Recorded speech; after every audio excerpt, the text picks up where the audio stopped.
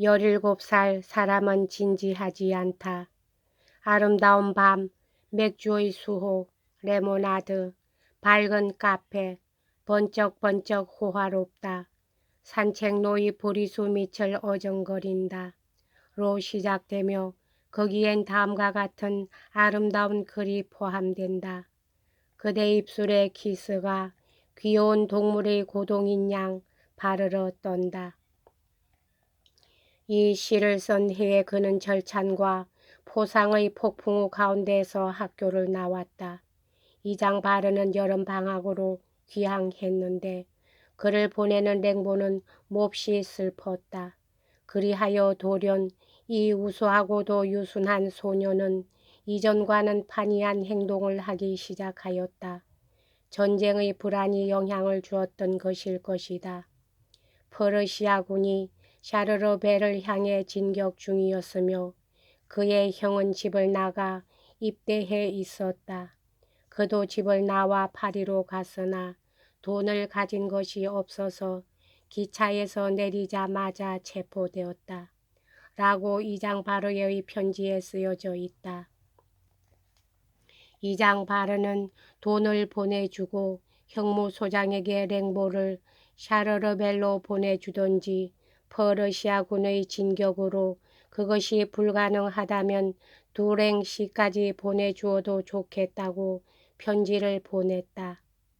두의 시는 샤르르벨의 북서 백리 지점에 있으며 결국 랭보는 거기에 나타나게 되어 선생과의 면회를 반가워하고 자기의 행각을 약간 자랑스러운 듯 얘기하는 것이었다. 아들이 무사한 것을 알게 된 마담 랭보는 즉시 그를 집으로 보내달라는 편지를 쓰고는 다음과 같은 경건한 말로 끝을 맺었다. 내 아들의 죄 많은 방종을 신이 벌하지 마시기를.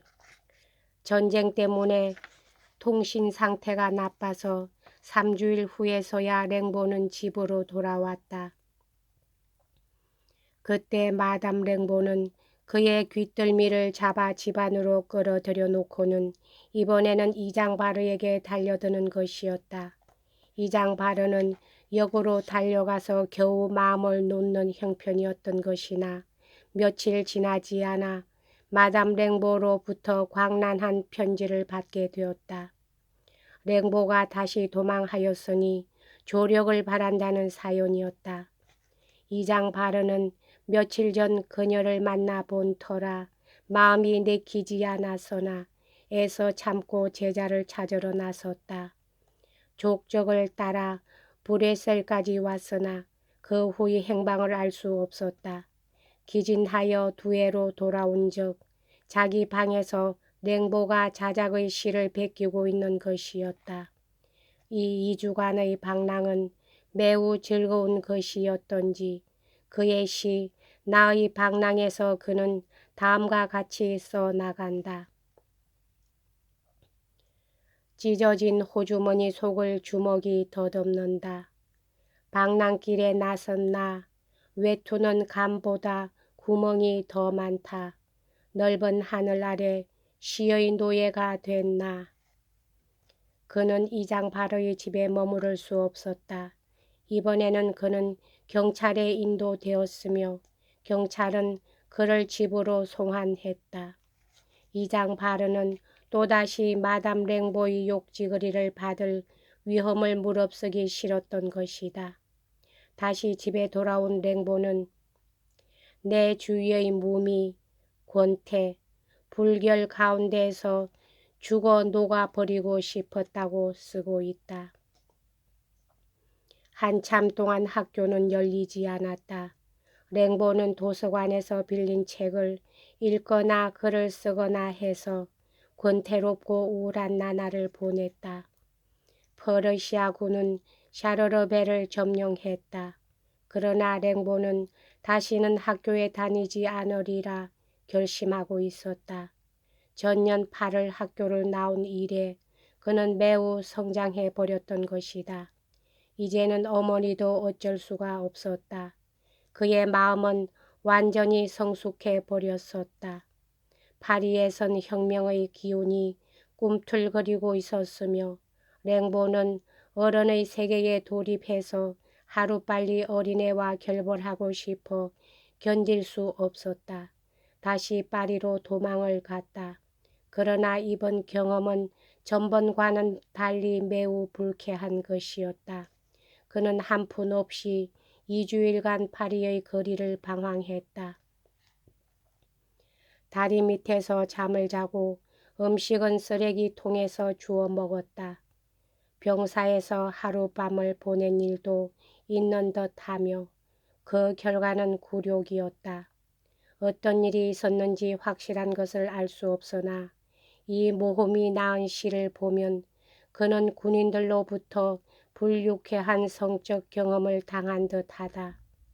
도적 맞은 심장이라는 그 시는 흔한 시가 아니며 번역이 거의 불가능한 것이지만 적어도 그 일부만이라도 옮기지 않고는 못 견딜 만한 것이다. 내 슬픈 마음은 선미로 적시운다. 내 마음은 담배로 뒤덮인다. 거기에 그들은 스프를 붓는다.